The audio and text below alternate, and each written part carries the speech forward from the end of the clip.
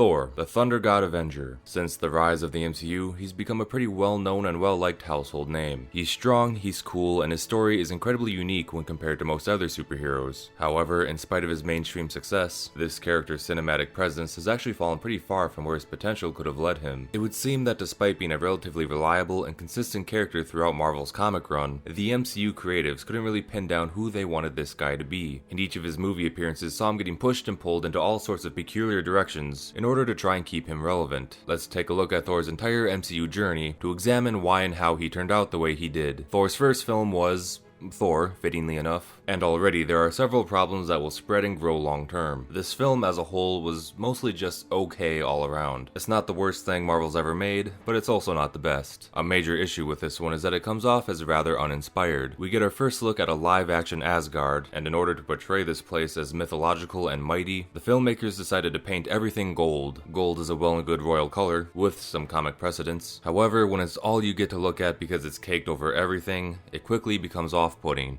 Why is everything chrome?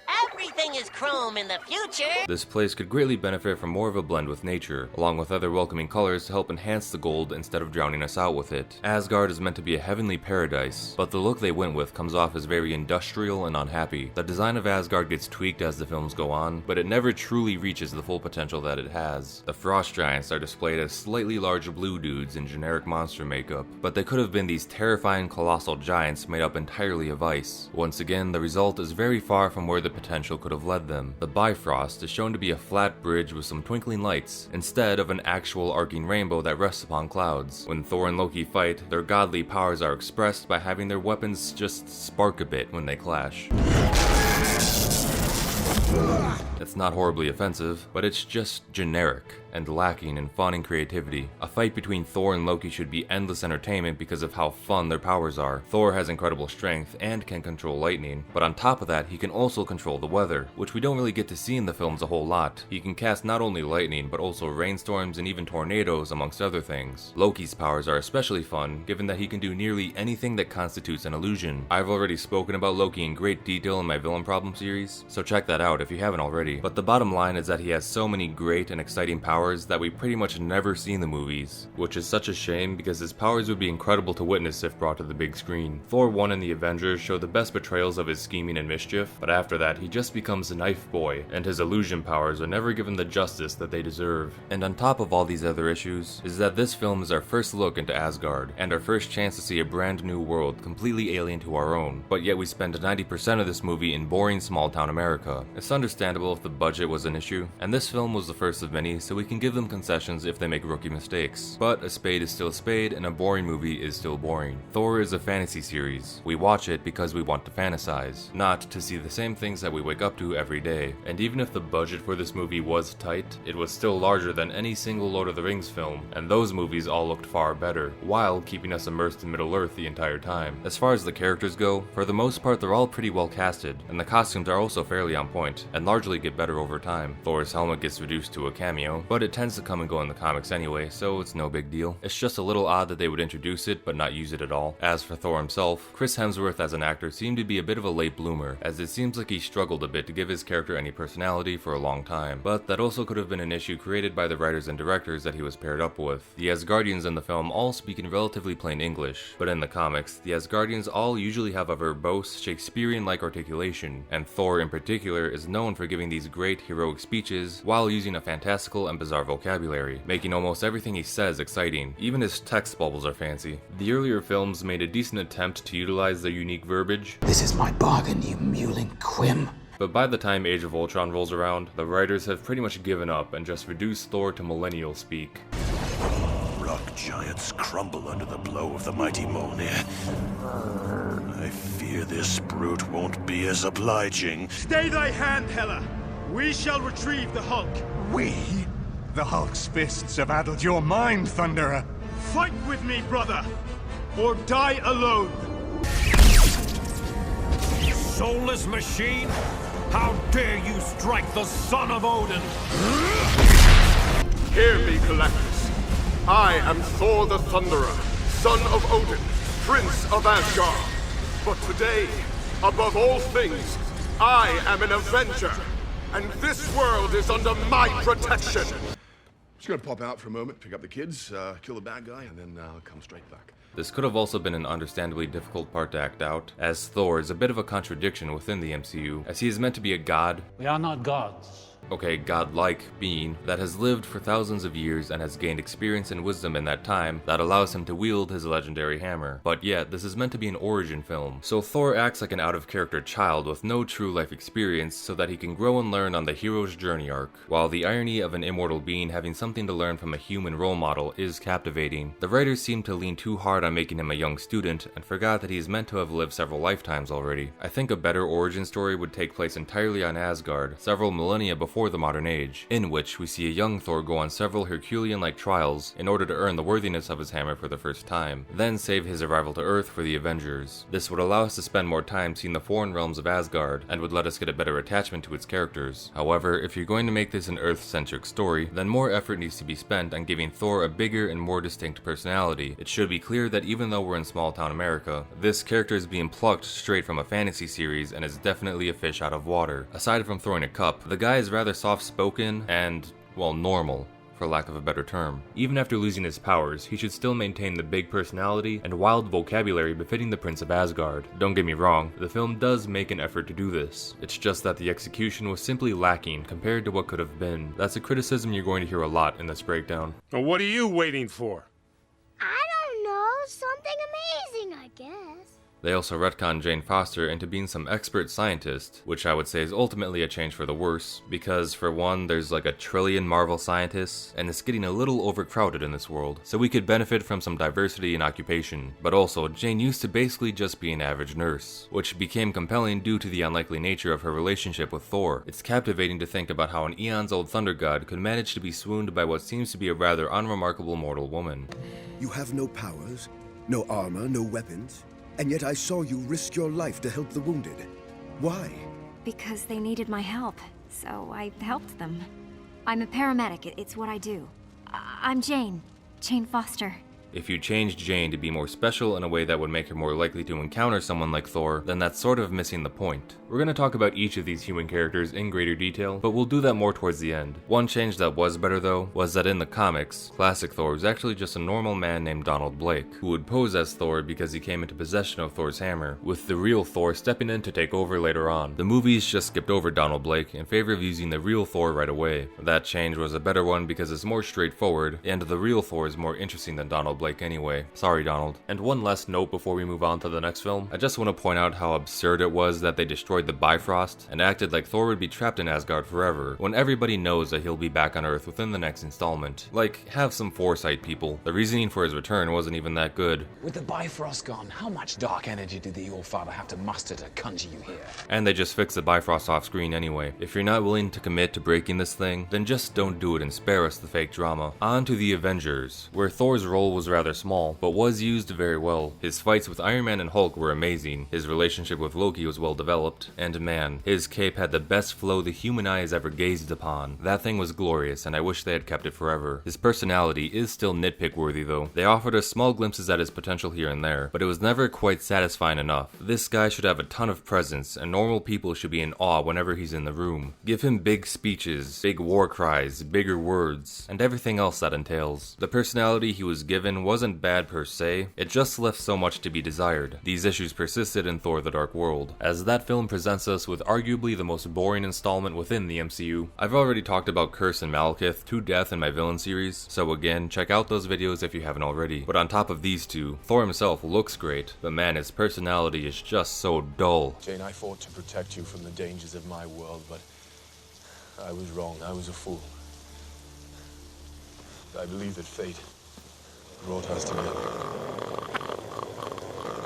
The aesthetic of Asgard was also tweaked to be more sci-fi this time around, which is mind-boggling because that makes it even more basic. Like, guys, what are we doing here? This isn't Guardians of the Galaxy, this isn't Iron Man, this isn't sci-fi, this is a fantasy movie. Get rid of the spaceships and the lasers, and to make the setting more magical and mythological, have them sail across the sky in an enchanted boat, or with a winged horse. Don't use guns, use staffs and spells. The entire appeal of the MCU is seeing wildly different people from wildly different backgrounds come together. When you make their backgrounds very similar, it's a lot less fun when they come together. The MCU already has more than enough well-established sci-fi. Let's show the people something they've never seen before. Also, it's worth mentioning that Game of Thrones was white hot around this time, so it's not like fantasy was unpopular or anything. The Thor movies could have easily tapped into this massive Ice and Fire audience had they played their cards right. One of Thor's friends got recast in this one, but he was so unimpactful that I'm pretty sure most people didn't even notice. Jane and friends are back, and they're doing more generic sci-fi mumbo-jumbo, but we've seen similar things in more exciting forms in other Marvel movies, so seeing it here just comes off as repetitive and unexciting. In doing research for this video, I actually stumbled upon an excerpt from the Dark World's Wikipedia page, which suggests that they actually were going for a Game of Thrones style dark fantasy Viking epic.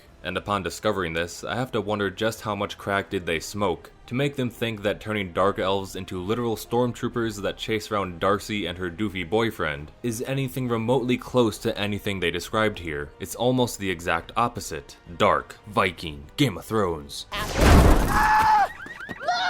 Aside from Loki, Darcy is the only character with any notable personality in this film. Unfortunately, said personality is to be as irritating as possible. Oh, hello. So, I show up to work at the lab / your mom's house, fully expecting you to be moping around in your pajamas, eating ice cream, and obsessing about you know who. But you're not. You're wearing lady clothes. You haven't showered, didn't you? You smell good. Is there a point to all this? And speaking of Loki, he pretty much carries this film for as long as he's around. If only he got to use his powers, he could carry it even harder. I'm gonna keep hammering down the point about Loki's powers whenever it's relevant, because Marvel is actively shooting itself in the foot every time they don't use them. His powers are such a fun concept that continuously get completely wasted. Knife, boring. Illusion, fun. Loki's role here is also stunted by his terrible use in Ragnarok, but we'll get to that in a sec. And to touch on the god situation real quick, we are not gods. In the comics, the origins of Asgard are somewhat messy and full of retcons, but it's largely understood that Odin created the first humans, and that is that. I tried to find the reason why the Dark World made this change, but I couldn't find a definitive answer, so correct me if I'm wrong, but I'm assuming this was done to make these films more approachable to the religious crowds. But if that's the reason, I feel that it was a rather unnecessary change, because for one, the comics are already well received, and two, and I'm saying this as a Catholic, you can indulge in stories of mythology and fantasy that don't necessarily line up with explicit church history, as long as they can still serve as an allegory for teaching about good morals and virtues, which Thor's stories already heavily do, so you should be cool on that front. Don't be afraid to let these characters be who they are. By making Odin say this line, the Asgardians came off as much less important, with them instead being these just kind of weird aliens. It's like Piccolo all over again. I liked it better when I was a demon. So now it's time to talk about Age of Ultron. PU, what a stinky movie. Thor's role here is no exception. His main role in this one is to go undercover in order to go on a vision quest. Get it? Because vision? It's like clever or something. And now is a good time to point out that it is super weird to see Thor in human clothing. It's not necessarily bad, it's just something that you would pretty much never see in the comics. It would be like if Lady Galadriel wore battle armor, it just doesn't fit. Anyhow, this vision quest just feels like the writers were struggling to give Thor something to do in this one. The quest itself is one of the more boring moments of the film, as there isn't much substance behind it. It's basically just a glorified Easter basket that suggests that Thanos will show up at some point. This is information that we already knew, and it has no bearing on this current film. All this film really gets from it is just having Thor turn on Vision, the character, which is something that the other Avengers were already working on, so it's like, what's the point? Thor's fight scenes aren't really as good as they were in the first Avengers film, and like the first film, we get small glimpses of what a better Thor personality could look like. However, Joss Whedon's writing style is too sarcastic and subversive to allow his character to just be himself. I am Thor, son of Odin, and as long as there is life in my breast, I am running out of things to say. Are you ready? We could have had great speeches, but instead we get out of character jokes. It's difficult to say what we should have done differently with Thor instead of this useless quest, but that would involve changing major plot points within this film, so maybe we'll save that for a separate Age of Ultron focused video. If you at home have any suggestions for what changes they should have made, feel free to leave a comment. The next movie appearance after Ultron is another solo film, but we do see him somewhere else first that will forever change Thor's presence within the MCU. I guess I'm just taking a break. We had this really cool adventure saving Earth, and I was pretty happy. Anyway, so I needed some me time, and I came to Australia, and that's when I moved in with Daryl. Hello. Daryl here is helping me craft an electronic letter. I'm writing to Captain America and Iron Man. There seems to be something very intense going on between them, and I want to offer my help, my services. Mjolnir over here taking a nap. Doesn't know how to get in touch with you. I don't have a phone. He doesn't have a phone. Send a raven. It's settled. We're getting a servant. These YouTube videos were cute and seemed like harmless fun at the time. However, it would appear that these videos caught on behind the scenes, and so the era of boring Thor is over, and the era of YouTuber Thor has begun. Enter Ragnarok. Now I understand that there are many people out there who enjoy this movie, but let's be very clear about what this is. This is not a Marvel film, this is not a Thor film, nor is it a Hulk film. This is a Taika Waititi film. Fuck off. The Thor from past films is pretty much gone now, and has been replaced by Chris Hemsworth doing his best comedy routine. Please, kind sir, do not cut my hair. No! No! We know each other. He's a friend from work. Get help! Help him! That's what. Alongside him is a sad excuse for Valkyrie, a once respected and revered Asgardian warrior, now portrayed as a drunken idiot by an actress who I can only presume got this job because she is good friends with the director. We also see the return of Odin, who just immediately dies, for some reason. That's not how it works. That's not how any of this works. He is by far Asgard's greatest defender and one of the most powerful beings within this universe, but sure, I guess he can just die a quiet death on Earth for no other reason than the plot just wanted him gone, because that's totally justifiable and satisfying. It's not like Odin's death will spell ruin for Asgard, a place which has many enemies that are constantly seeking to take it down. Yeah, I'm sure they would be totally respectful and understanding when they learn that Asgard just lost its most powerful ruler and defender. We also get the return of Loki, who in the last film was set up to steal the rule of Asgard and his biggest betrayal against Thor yet. However, that's not subversive or funny enough, so Loki's plan is instantly undone with zero consequences, and he continues down the arc of becoming a hero, as if all of his actions within the last movie weren't all a big deception. That is some boring, lame shit, and this is all far removed from what Marvel's Loki would have behaved like. That guy was nothing close to being a hero nor an anti-hero. Comic Loki was the god of mischief and evil. Where's the evil? Where's the mischief even? This isn't Loki, this is just Tom. The Warriors 3. They were never the most developed or interesting side characters, but they were well established as Thor's closest friends. Then they each got quick and unceremonious deaths as if they didn't matter at all. Go back to whatever cave you crept out of. You evil demoness. Cool. Thanks, Taika. I'm glad we wasted so much screen time on them in the past, just for them to go out like this. By the way, where's Balder? You guys know about Balder, right? Thor's other brother? This guy is a very relevant character to Thor's story. Someone who used to be so prominent that he would rule Asgard when Odin and Thor were out of commission. But in the movies, he just never shows up. In fact, this film severely hinders his chances of ever showing up, nor any other Asgardians who hadn't made an on-screen appearance yet, such as the Enchantress, because this movie decided to put all the Asgardians in one tiny ship, while their kingdom gets obliterated. In the comics, all of the Asgardians are portrayed as mighty and powerful beings, with many great warriors, that are all able to persistently defend Asgard from deadly invaders that are relentlessly at their doorstep. In this movie, they come off as no more competent than normal humans. They are like pathetic, helpless lemmings that need to be constantly babied and coddled lest they charge headfirst into their own demise. They will continue to be portrayed this way for the remainder of the MCU, and New Asgard will be no more relevant to the MCU than a third world country. Thor himself is no more helpless than his people, as he is incapable of defeating his villains, and has to resort to letting them fight each other. He spends this entire movie crying, doofing, and clowning about. He allows himself to be easily upstaged and defeated at every turn. He talks like a fool. We know each other. He's a friend from work. He acts like a fool.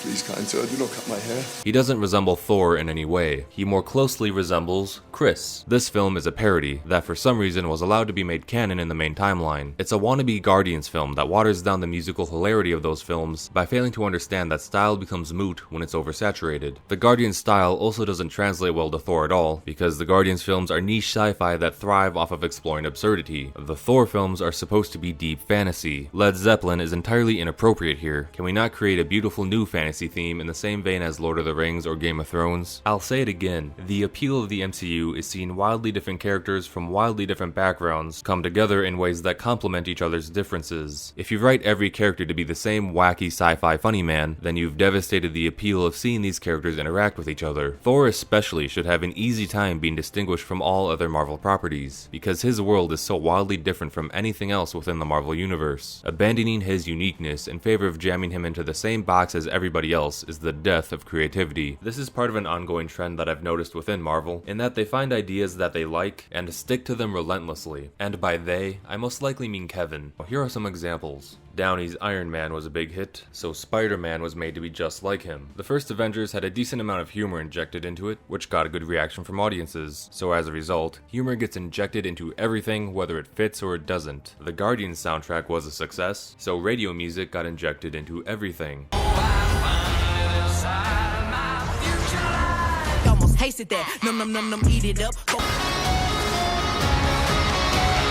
It's not that they find out what works and repeat it, because there are many great elements to films like Iron Man and Winter Soldier that get left behind. It's more accurate to say that the trends that catch on in these films are whichever ones amuse Kevin the most. And while chasing certain trends that work could help maintain consistent success, there is an inherent problem with relying on this formula, in that it will inevitably make your ongoing franchise increasingly repetitive. A Thor film should be nothing like a Guardians film, which should be nothing like an Ant-Man film, which should be nothing like a Doctor Strange film, which should be nothing like a Spider-Man film. And yet, and as long as there is life in my breast, I am running out of things to say. Are you ready? What are you doing? Dance off, bro. Me and you. A mechanized organism designed only for kill. Oh, MODOK. Oh, oh, I get it. It's an acronym. It's an acronym.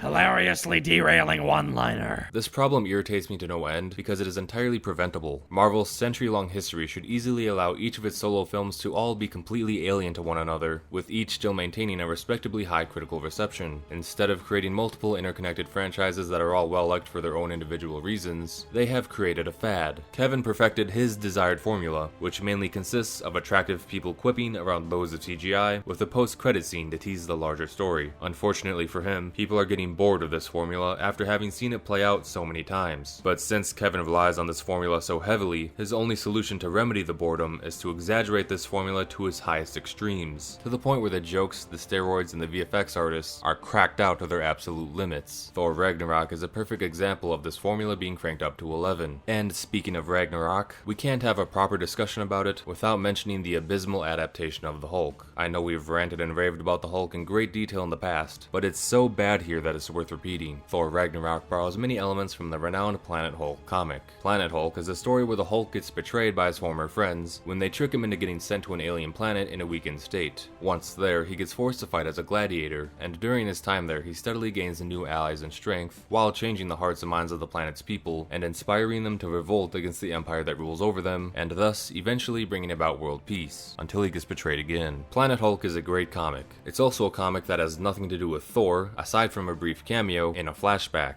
and the only result that comes from brute forcing Planet Hulk into a Thor movie is more repulsively wasted potential. The Hulk gets robbed of one of his best storylines only for a bastardized, abridged version to take his place. Where Thor is the lead, but he acts nothing like Thor, the intense drama is replaced by cheap lowbrow humor, and Hulk's allies become parodies of their former selves, and either don't interact with the Hulk at all, or never even show up on screen in the first place. To properly describe just how heavy of a departure this movie is, I'll try to explain it in a way that's more familiar to most people. By that I mean, I will describe the plot of Thor Ragnarok, but as if it were a sequel to The Dark Knight. And here we go.